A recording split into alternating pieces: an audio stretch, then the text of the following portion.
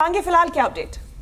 देखिए, बड़ी अपडेट आपको बता दें, चांदनी चौक की सीट पर सभी की नजरें थी और बड़ी जानकारी सामने आ रही है कि चांदनी चौक सीट से कांग्रेस की जेपी अग्रवाल आगे चल रहे हैं जबकि प्रवीण खंडेलवाल पीछे चल रहे हैं। और पूरी चुनावी रोड शोज के दौरान हमने देखा था कि प्रवीण खंडेलवाल ये दावा कर रहे थे कि हम जीतेंगे, लेकिन ये शुरुआती रुझान है शिवांगी, पूजा और तमाम दर्शकों को भी हम लगातार बता रहे हैं कि दिल्ली में अभी तक के रुझानों में कांटे की टक्कर देखने को मिल रही है। 7 सीटों में आप देखिए कि आम आदमी पार्टी के नेता एक सीट पर आगे चल रहे हैं, कांग्रेस के नेता एक सीट पर आगे चल रहे हैं और बड़ी जानकारी सामने आ रही है कि बांसुरी स्वराज इस वक्त पीछे चल रही है। हालांकि ये सभी पोस्टल बैलेट के नतीजे हैं और हमें इंतजार करना होगा क्योंकि जैसे ही ईवीएम के बक्से खुलते हैं और जैसे ही काउंटिंग शुरू होती है तो आप देखिए नंबर्स बदल जाते हैं। लेकिन इस वक्त अगर दिल्ली की बात करें तो कांटे की टक्कर यहां पर चल रही है, चाहे चांदनी चौक की सीट हो या फिर नई दिल्ली की। और सीधे आपको सुनवाते हैं चांदनी चौक के प्रत्याशी क्या कह रहे हैं।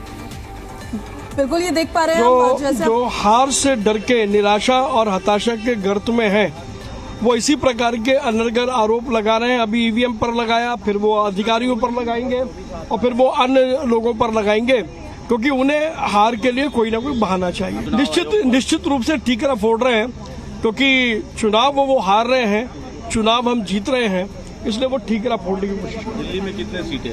7 सीटें। 400 पार का जो नारा दिया था अब की बार 400 पार, तीसरी बार मोदी सरकार।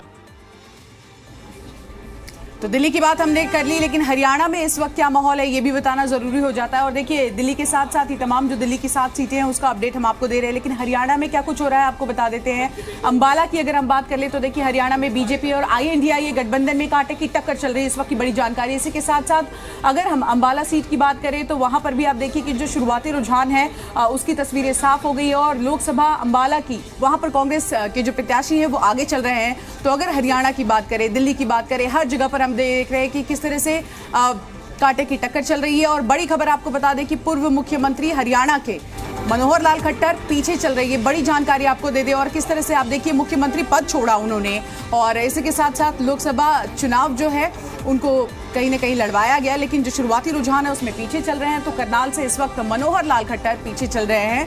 और रोहतक की अगर हम बात कर ले तो देखिए वहां की भी अब अपडेट हमारे सामने आ गई है, कांग्रेस के प्रत्याशी यहां से आगे चल रहे हैं। लेकिन बड़ी खबर आपको बता रहे हैं किस तरह से मनोहर लाल खट्टर पीछे चल रहे हैं। दीपेंद्र हुड्डा भी देखिए 5000 वोटों से आगे चल रहे हैं। वहीं बीजेपी के प्रत्याशी अरविंद शर्मा ये पीछे चल रहे हैं। और ये सब कुछ आपको बता दें शुरुआती रुझान है। राजबब्बर की अगर हम बात कर ले तो देखिए गुरुग्राम से वो भी आगे चल रहे हैं। हालांकि ये नंबर बदलेंगे, ये तस्वीरें बदलेगी, ये कांटे की जो टक्कर आप देख रहे हैं, कोई आगे है कोई पीछे है, ये सब कुछ बदलेगा क्योंकि अभी सिर्फ और सिर्फ पोस्टल बैलेट की गिनती हो रही है, ईवीएम की गिनती बाकी है। एक बार फिर से अपडेट दे देते हैं। राजबब्बर देखिए किस तरह से रोड शो जनसभाएं करते नजर आए। रोहतक से कांग्रेस के प्रत्याशी जो है वो भी इस वक्त आगे चल रहे हैं। और सीधा रुख कर लेते हैं पूजा और शिवांगी का स्टूडियो में, जहां से वो आगे की अपडेट देंगे। बिल्कुल, और ओवरऑल भी जो हम देख पा रहे हैं शिवांगी, 543 सीटें, 516 में से 200 तो दोनों ही अलायंसेस ने क्रॉस कर दिया है। हालांकि पोस्टल बैलेट के रुझान है, कुछ वक्त बाद जब ईवीएम खुलेगा और उसके बाद भी सामने आने लगेंगे रुझान तो उसके बाद फिर क्लियर हो जाएगी तस्वीर।